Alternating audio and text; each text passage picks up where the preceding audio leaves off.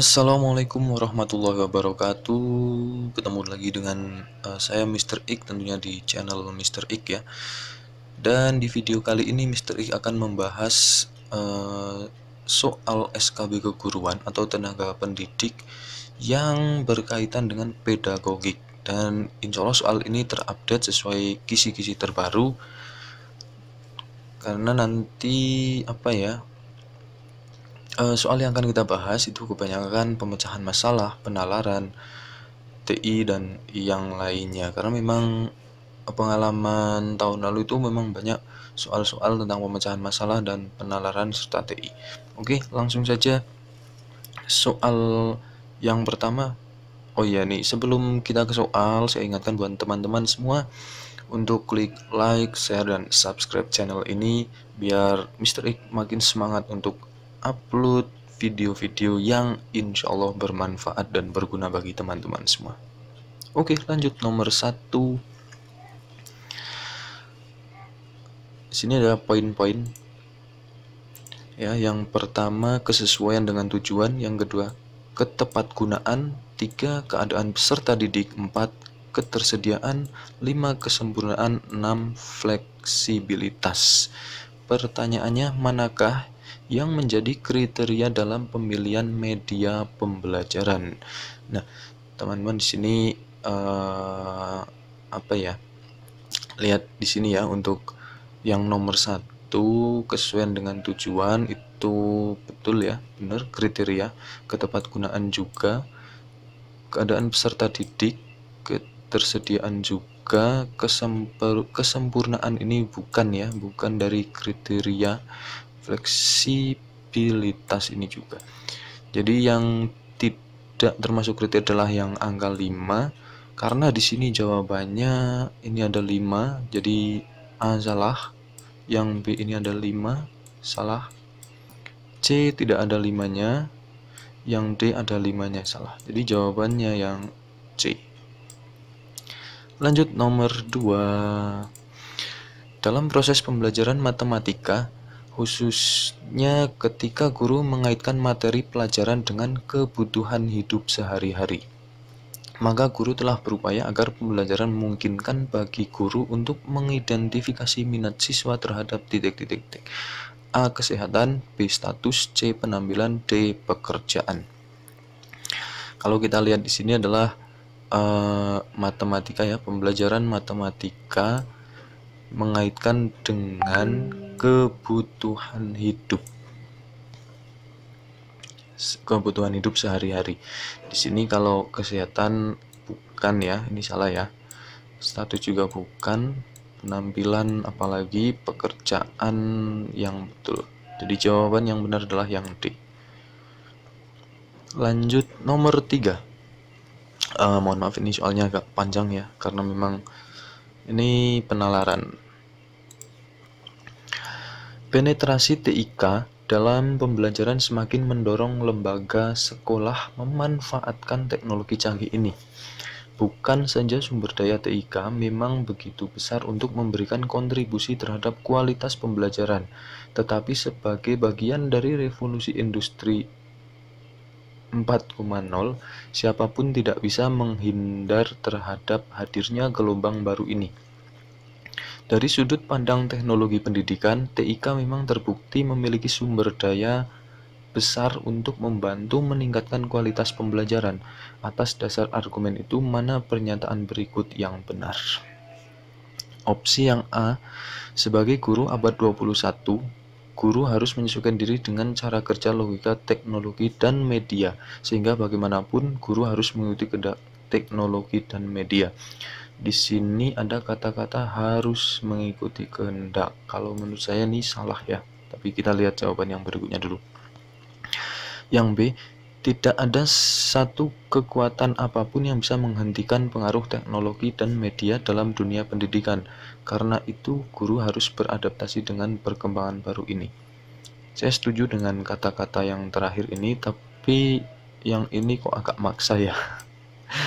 Oke, lanjut yang C dulu. Kita lihat kehadiran TIK ini tidak harus dihadapkan secara frontal pada peran guru, karena TIK bisa berjalan secara paralel dan saling mengisi di antara peran guru dan peran teknologi serta media untuk memecah problem pembelajaran. Ini bisa jadi ya, bisa jadi. Coba kita lihat yang di dulu. Guru sampai kapanpun tetap merupakan kekuatan tersendiri dalam proses pembelajaran, sehingga kehadiran TIK tidak perlu diperhitungkan karena teknologi dan media tidak bisa mengganti peran guru dalam proses pembelajaran. Ini jelas salah. Jadi ini jawaban yang betul adalah yang C. Yang B salah ya, yang A juga salah. Yang paling tepat adalah yang C. Oke, lanjut. Maaf. Nomor 4. Guru secara terus-menerus meningkatkan praktis profesional mereka, memodelkan pembelajaran seumur hidup, dan memamerkan para pemimpin dalam komunitas sekolah dan profesional mereka dengan mempromosikan dan mendemonstrasikan penggunaan alat-alat digital dan sumber daya secara ini titik-titik ya. Oke, yang nomor 4, opsi yang A, terlibat dalam pertumbuhan profesional dan kepemimpinan. Yang B, memfasilitasi dan menginspirasi pembelajaran dan kreativitas siswa. Yang C, mempromosikan dan model citizenship dan tanggung jawab. Yang D, model kerja dan belajar digital age. Untuk yang nomor 4 ini, jawaban yang paling tepat adalah yang A, terlibat dalam pertumbuhan profesional dan kepemimpinan, karena di sini yang berkaitan dengan praktik profesional. Lanjut, nomor 5. Dalam melakukan tes objektif, seorang guru akan menyusun soal menjodohkan. Ketika seorang guru menyusun soal menjodohkan, maka hal-hal yang harus diperhatikan dalam menyusun soal kecuali. Di sini ada kata kecuali, ini diperhatikan.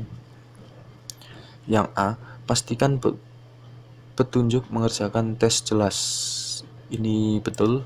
Yang B, seyogyanya seri jawaban lebih banyak dari seri pertanyaan atau seri pernyataan atau pertanyaan untuk mendorong peserta tes lebih cermat.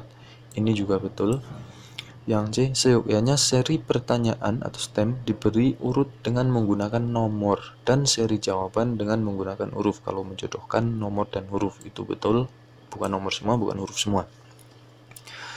Jadi jawabannya yang D ya. Seyogyanya tes ditulis dalam halaman yang berbeda. Ini harusnya tes ditulis dalam halaman yang sama. Harusnya seperti itu. Oke, lanjut nomor 6. Disajikan teks kasus keterbelakangan pendidikan di suatu daerah di Indonesia. Tujuan pembelajaran yaitu agar siswa dapat memprediksi alternatif tindakan yang dapat digunakan sebagai solusi sesuai makna Kebangkitan Nasional 1908. Mendasarkan pada contoh teks kasus yang disajikan, maka pilihan penilaian yang tepat digunakan oleh guru adalah, ini berkaitan dengan penilaian yang tepat. Jadi ini ada disajikan kasus keterbelakangan pendidikan dan seterusnya. Opsi yang A, pilihan ganda. Yang B, uraian. C, skala penilaian atau rating scale. Yang D, benar salah. Yang E, tes lisan. Kalau pilihan ganda ini salah ya, jadi bukan teks disajikan teks kasus, itu bukan pilihan ganda.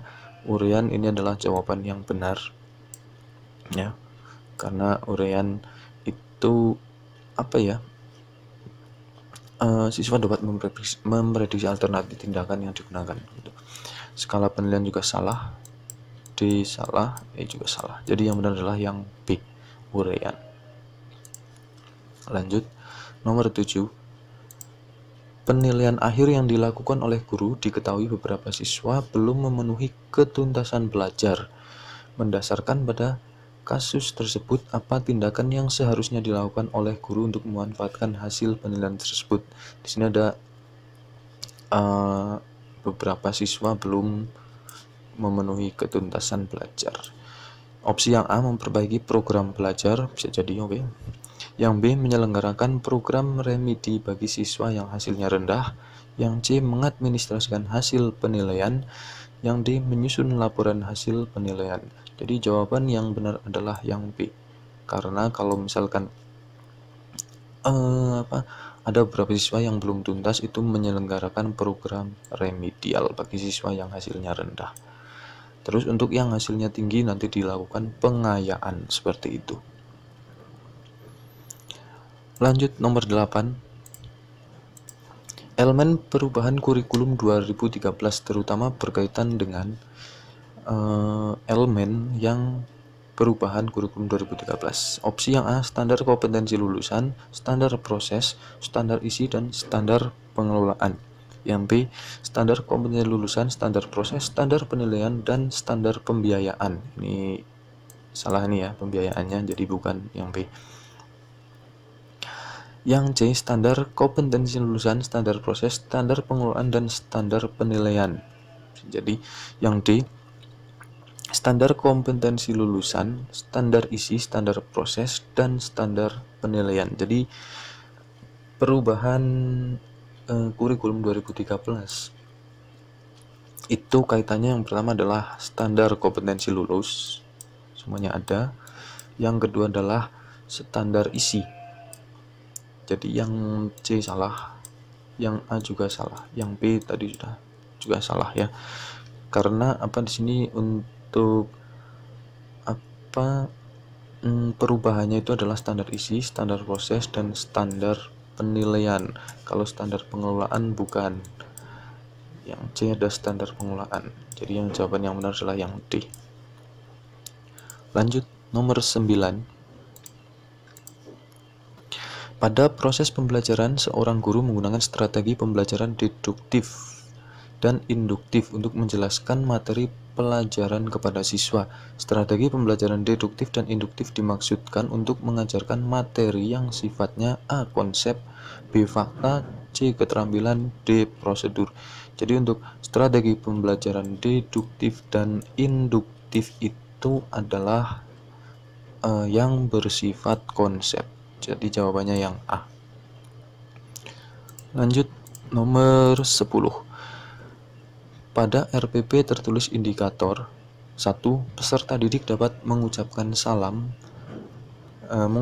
sapaan, salam, dan perkenalan. 2. Peserta didik mampu berbicara sederhana menggunakan kalimat sapaan dan salam. Bentuk penilaian yang paling tepat adalah A. Penilaian portofolio, B. Penilaian proyek, C. Penilaian kerja, D. Tes pemahaman. Jadi kalau kita lihat di sini adalah peserta didik mengucapkan sapaan, salam, dan perkenalan itu berkaitan dengan penilaian kerja. Jadi jawabannya yang C. Kalau portofolio bukan, proyek juga bukan, pemahaman juga bukan. Itu sudah jelas ya, portofolio seperti apa, proyek itu seperti apa, pemahaman seperti apa. Ya, oke, mungkin sementara itu dulu ya soal kita pembahasan soal dari Mr. X. Next time kita bikin video lagi pembahasan soal yang sesuai dengan kisi-kisi terbaru untuk SKP khususnya keguruan. Ya, semoga bermanfaat. Sekali lagi jangan lupa klik like, share, dan subscribe untuk channel Mr. X.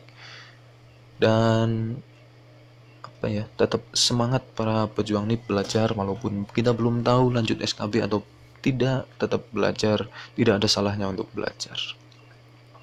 Dan semoga teman-teman semua lanjut SKB dan lanjut ke tahap pemberkasan. Oke, sekian dari Mr. X. Ada salah-salah kata, mohon maaf. Assalamualaikum warahmatullahi wabarakatuh.